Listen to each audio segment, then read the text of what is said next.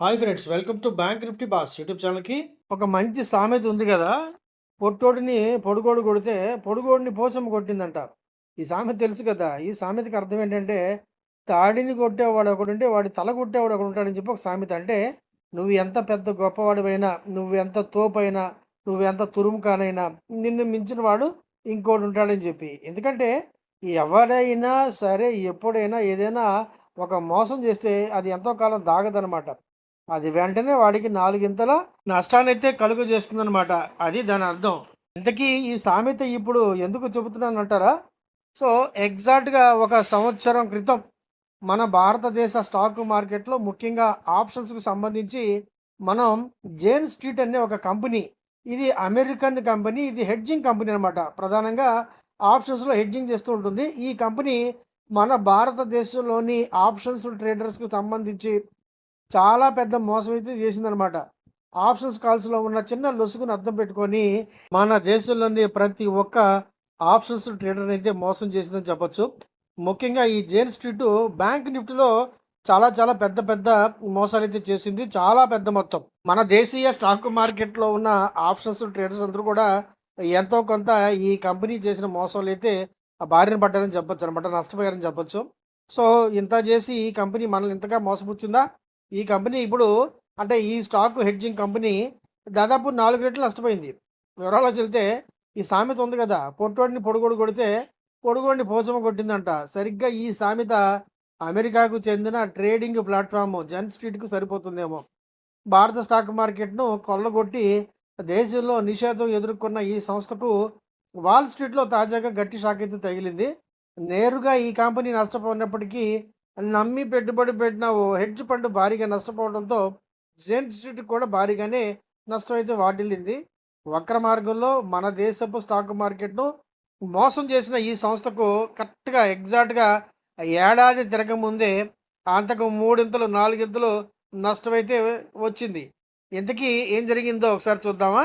Artificial intelligence పరిశోధకుడైన 24 ఏళ్ల Leopold యాస్బెన్ బెర్నర్ తన పేరు మీదుగానే, అంటే యాస్బెన్ బెర్నర్ సిచ్యుయేషనల్ అవేర్‌నెస్ పేరిట ఒక హెడ్జ్ ఫండ్‌ని అయితే స్థాపించాడనమాట. 19 ఏళ్లకే కొలంబియా విశ్వవిద్యాలయం నుంచి పట్టభద్రుడైన ఇతను గతంలో ఎఫ్‌టిఎక్స్ అలాగే ఓపెన్ ఏఐలలో పనిచేశాడు. అయితే సెమీ కండక్టర్ షేర్లపై సిచ్యుయేషనల్ అవేర్‌నెస్ పెట్టిన పెట్టుబడులు బెడిసి కొట్టడంతో ఈ సంస్థ తీవ్రమైన సంక్షోభంలో అయితే పడింది. దీంతో ఈ హెడ్జ్ ఫండ్‌లో పెట్టుబడులు పెట్టిన జేన్ స్ట్రీట్‌కి కూడా భారీగా నష్టమైతే వాటిల్లింది. సిచ్యువేషనల్ అవేర్‌నెస్ సంస్థ జూన్ నెలలో శాన్ డిస్క్‌లో $5.7 బిలియన్ల, అలాగే మైక్రాన్ టెక్నాలజీలో $5.6 బిలియన్ల చొప్పున పెట్టుబడులు పెట్టింది. జూలైలో శాన్ డిస్క్ షేర్లు 47%, మైక్రాన్ షేర్లు 29% నష్టపోయాయి. ఈ దెబ్బతో ఈ 2 కంపెనీలు కూడా కుప్పకూలిపోయాయని చెప్పొచ్చనమాట. దీంతో కేవలం ఒక్క నెలలోనే పోర్ట్‌ఫోలియో విలువ దాదాపు 67% ఆవిరైంది. కంపెనీ పోర్ట్‌ఫోలియోలో దాదాపు 10% వాటా కలిగిన బ్లూమ్ ఎనర్జీ షేర్లు కూడా అదే నెలలో 31% పడిపోయాయి. అలాగే టీఎస్ఎంసీ, నెబియస్ ఈ షేర్లలో పెట్టిన పెట్టుబడులు కూడా నష్టాలను మిగిల్చాయి. ఫలితంగా 45 బిలియన్లు ఉన్న 45 బిలియన్లు పైగానే ఉన్న ఫండ్ విలువ దాదాపు $10 బిలియన్లకైతే పడిపోయింది. దాదాపు 35 బిలియన్ల నష్టమైతే వచ్చిందనమాట. ఈ పతనం కారణంగా వాల్ స్ట్రీట్ ట్రేడింగ్ సంస్థ జాన్ స్ట్రీట్ దాదాపు $15 బిలియన్ల నష్టపోయింది. అంటే భారత కరెన్సీ ప్రకారం సుమారుగా 1.25, అంటే ₹1,25,000 పైమాటే. ఇంకా ఈ జేన్ స్ట్రీట్ కథ ఏంటంటే, మన స్టాక్ మార్కెట్‌లో చట్ట వ్యతిరేక విధానాల ద్వారా అక్రమంగా వేల కోట్లు ఆర్జించినట్టు తేలడంతో గత ఏడాది జూలైలో మార్కెట్ల నియంత్రణ సంస్థ సెబీ నిషేధం అయితే విధించింది ఈ సంస్థ మీద. స్టాక్ మార్కెట్‌లో ఇండెక్స్ ఆయా రంగాల సూచీ ధరలను ప్రభావితం చేసి మదుపర్ల సొమ్మును ఈ సంస్థ అయితే కొల్లగొట్టిందని నిర్ధారణ చేసింది. దాదాపు 44,358 కోట్లు అక్రమంగా ఆర్జించినట్లు సెబీ అయితే నిర్ధారించింది. కొన్నిట్లో వచ్చిన నష్టాలను మినహాయిస్తే నికరంగా 36,671 కోట్లు అక్రమంగా ఈ సంస్థ అయితే సంపాదించినట్టుగా అంటే నిర్ధారణ చేసుకున్నారు. అంటే దీంతో ఈ సంస్థ మీద ₹4,843 కోట్ల జరిమానాగా చెల్లించాలని చెప్పి సెబీ అయితే ఆదేశించింది.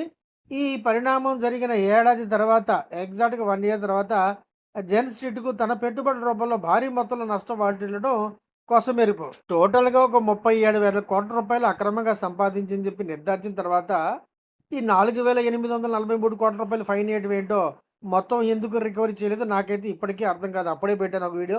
ఇప్పుడు చెప్తున్నాను. ఆ 4,800,00,00,000 మినహాయింపు ఎందుకు ఇచ్చారో, మొత్తం ఎందుకు రికవరీ చేయలేదో నాకైతే అర్థం కాదు. ఓకే. మనకు తెలియని ఇంకా ఏమన్నా ఉన్నాయేమో మనకు తెలీదు కాబట్టి దాని గురించి మనం కామెంట్ అయితే చేయలేం. కాకపోతే ఈ జేమ్స్ స్ట్రీట్ ఏదైతే మోసం చేసిందో మనుషులకి మనకు కూడా వర్తిస్తుంది. మనం కూడా ఎవరిని కూడా చెరపకురా చెడేవు అని ఒక సామెత ఉంది కదా! అందరినీ మంచిగా అంటే అందరూ బాగుండాలి. అందులో మనం ఉండాలని కోరుకోవాలి. ప్రత్యేకంగా ఒకడిని చెడగొడితే అది మనకి 4 రెట్లు నష్టాన్ని కలిగిస్తుంది. మనం ఏది చేశామో అదే మనకి బూమరాంగ్ అయి మన మొహానికి తగులుతుంది. ఇది ఈ సామెతలోని సారాంశం. నచ్చిందా? నచ్చితే గనుక తప్పకుండా లైక్ చేయండి, షేర్ చేయండి. రెగ్యులర్‌గా మంచి కంటెంట్ పొందడం కోసం మర్చిపోకుండా మన ఈ యూట్యూబ్ ఛానెల్‌ని సబ్స్క్రైబ్ చేసుకోండి. నోటిఫికేషన్ ఆల్‌లో పెట్టుకోండి ఫ్రెండ్స్. వీడియో చూసినందుకు thank you very much. Thank you. Friends నేను సెబీ రిజిస్టర్డ్ కాదు. నాకున్న బ్యాంకింగ్ ఎక్స్‌పీరియన్స్ ఎగ్జాక్ట్‌గా 25 years in a public sector bank as a senior manager.